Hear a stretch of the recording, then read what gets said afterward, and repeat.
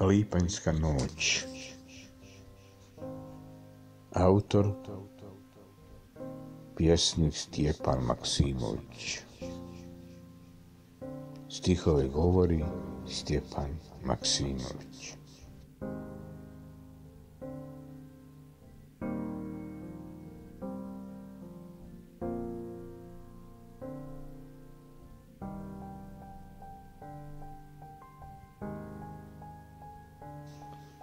Noćas mirišu lipe u starom parku kraj rijeke.